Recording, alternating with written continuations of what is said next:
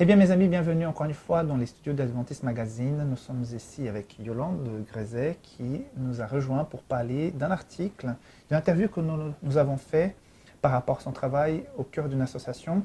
Donc, pour rappel, notre nouveau numéro d'Adventist Magazine, le premier de cette année 2018, est désormais disponible. Il sera samedi prochain dans les églises et encore aujourd'hui publié sur Internet. Donc, merci d'être venu. Le numéro de janvier-février 2018 d'Adventist Magazine se consacre à l'écologie. Il y a l'article principal, le dossier qui s'appelle « Tu ne tueras point ». Il n'est pas question de film, ça c'est autre chose. C'est une journaliste adventiste qui a voulu vivre plusieurs jours avec zéro déchet. Et dans ce numéro, nous avons interviewé toi, Yolande, parce que tu vis une expérience assez particulière avec une association qui s'appelle CEL. C'est quoi CEL en fait?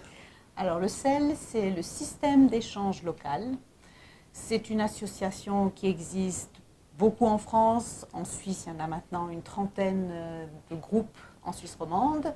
Et puis qui vise à favoriser l'échange de biens, de services, et puis aussi de connaissances, pour pouvoir en fait échanger et puis sortir du système de consommation. D'accord, donc une relation d'entraide sans qu'il y ait échange d'argent.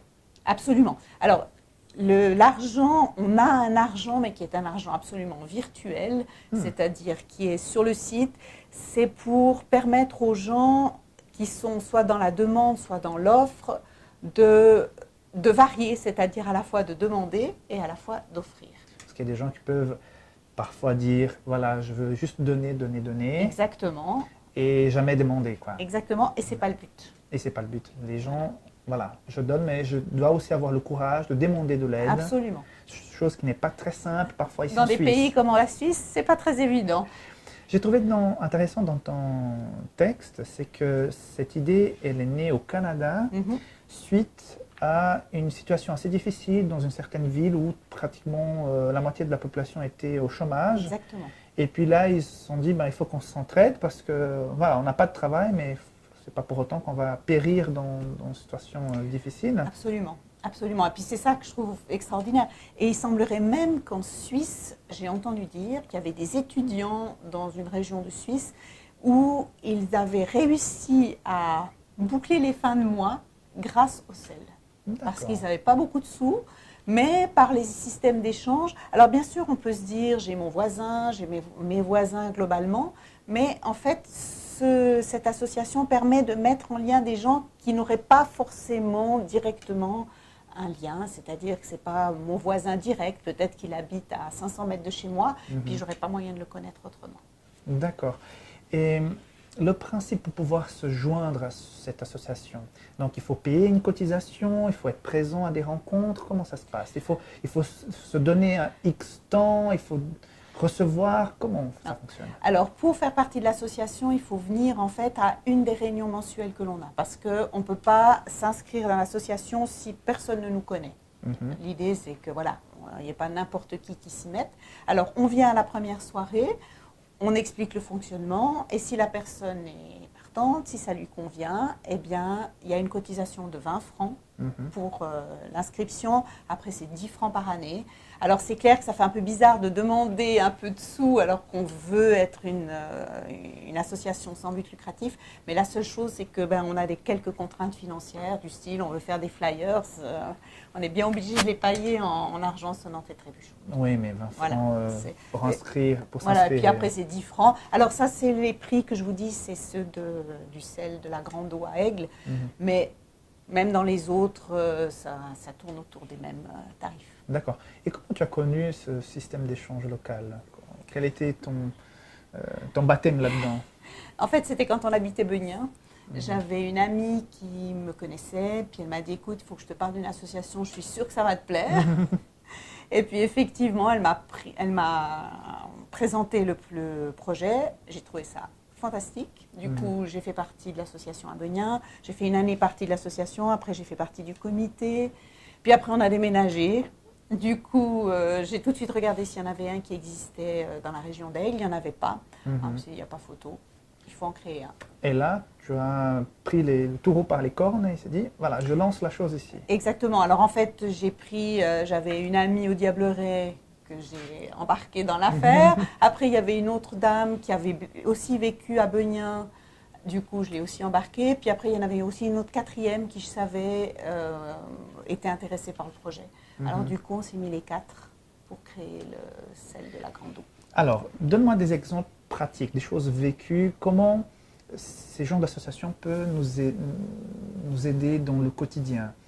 Voilà, quelqu'un habite seul, comment peut-il se rendre utile et comment peut-il recevoir de l'aide? Comment ça fonctionne dans la pratique? Vous avez un groupe WhatsApp, vous avez un site internet? Alors, on a un site internet, en fait.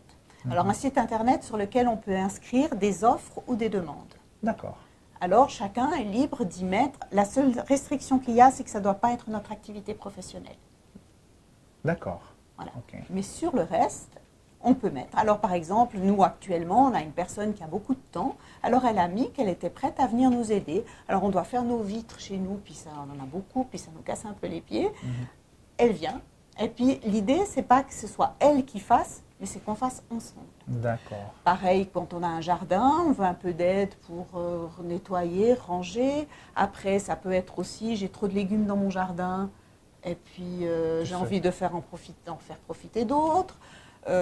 Une fois, bêtement, j'avais besoin pour une histoire pour raconter aux enfants à l'église, j'avais besoin de plots en bois, puis je me disais, mais ça m'embête d'en acheter juste pour l'histoire.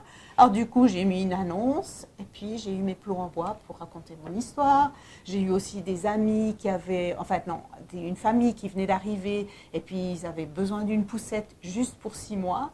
J'ai mis une annonce, j'aurais pu avoir au moins 6 poussettes. D'accord, d'accord. Donc, je peux offrir mon temps. Exactement. Je peux offrir des objets. Absolument. Et mes connaissances aussi. Et tes connaissances. Par exemple, on peut proposer, si je parle parfaitement l'anglais ou une autre langue, c'est égal, je peux proposer des cours de conversation.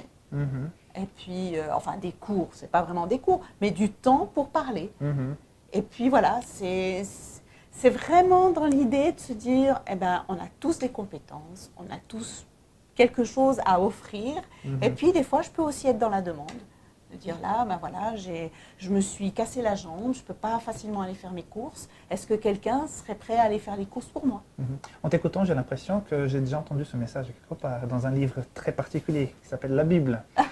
C'est exactement. Donc l'écologie et les valeurs chrétiennes vont Je de trouve pair. que c'est vraiment, vraiment quelque chose qui est très fort et qui rejoint tellement nos valeurs chrétiennes. Alors bien sûr, on se dit, ça pourrait se faire tout seul. Mais ce n'est pas facile tout seul. Tandis que là, il y a le site internet qui met tout ça en lien. On sait bien que ce n'est pas un projet d'évangélisation, le sel, mais en même temps, je pense qu'il y a beaucoup de chrétiens qui finissent pour s'engager parce que ça correspond quelque part aux valeurs chrétiennes. Oui, exactement. Et au début, quand j'ai créé ce sel, pour moi, c'était important qu'il n'y ait pas des gens qui se disent « Ah oui, elle cherche à faire du prosélytisme, elle cherche à… J'ai vraiment été très prudente sur le fait que, par exemple, je voulais une salle qui ne soit pas une salle d'église, je voulais une salle neutre, parce que vraiment, c'était important pour moi que ça soit d'abord une association d'entraide, mais pas liée à une église. Et en fait, maintenant que ça fait 2 ans qu'on fonctionne, je me rends compte qu'il y a énormément de chrétiens que j'ai retrouvés dans d'autres endroits. Je me suis dit, ah tiens. Et puis maintenant, plusieurs savent que Gilbert est pasteur, mais ça ne leur pose pas de problème. Et j'ai même 2 personnes du sel qui sont venues à mes cours de cuisination. Voilà. Très bien. Je pense que le message de Jésus pour qu'on soit du sel, ça se concrétise avec le sel. Absolument. Très Absolument. bien. Donc il faut se mélanger, il faut aller dans la société pour pouvoir les aider, montrer quelles sont nos valeurs, se mettre à disposition. Donc je te félicite pour ce travail au niveau du sel, que ça puisse vraiment aider plusieurs personnes et que ça puisse aussi nous inspirer. Peut-être vous que nous écoutez et que nous voyez maintenant, si vous avez l'intérêt de pouvoir vous engager dans ce genre d'activité, je pense que c'est tout à fait en cohérence avec notre message. Nous avons ADRA, donc nous avons déjà une agence humanitaire, mais il y a des choses peut-être plus locales. Oui, et c'est vraiment le but de cette association, c'est vraiment de travailler au niveau local. C'est pas le but… Alors, on peut faire des échanges avec d'autres endroits de Suisse romande, mais quand même, le but premier, c'est de créer des liens, de partager là où on est. Très bien, donc que ce soit avec le sel ou ADRA, qu'on puisse aller à la rencontre des gens qui sont dans le Exactement. besoin. Donc merci de ce temps que tu m'as Avec plaisir. accordé. Et puis pour lire l'article, vous le retrouverez dans la description de cette vidéo et aussi le lien pour lire toute la revue donc, de ce début d'année 2018. Donc Tu ne tueras point, c'est le titre phare de notre revue. Donc merci beaucoup et à la prochaine avec Adventist Magazine.